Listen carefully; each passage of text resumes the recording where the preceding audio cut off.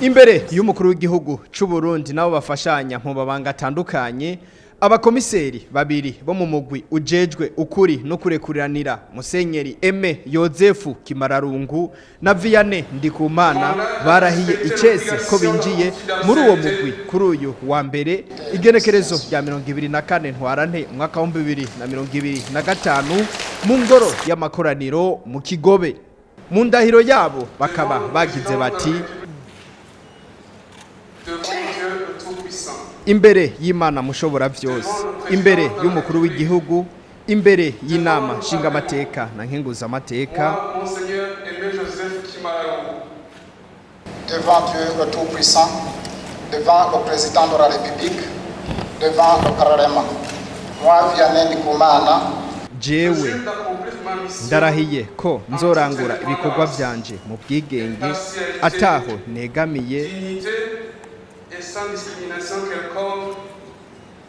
ntakumiriye abandi mu ntumbero yo kurondera ukuri gushigikira kunywanisha abarundi.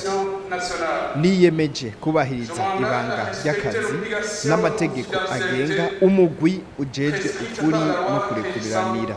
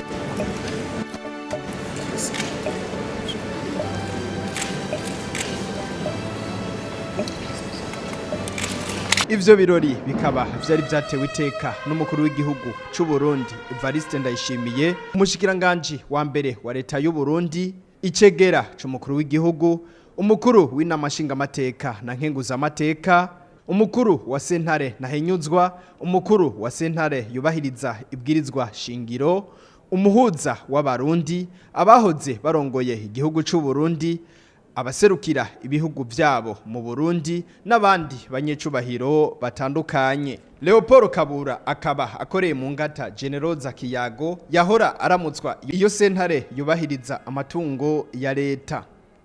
Musenyeri Aime Yozefu Kimararungu akaba agiye kuba icegera c'urongoye umugwi ujejwe ukuri no kurekuriranira, akaba asubiriye Nowe Clement Ninziza yahora ari muri ayo mabanga, nayo Vianney Ndikumana akaba asubiriye Aroyize Batungwa nayo.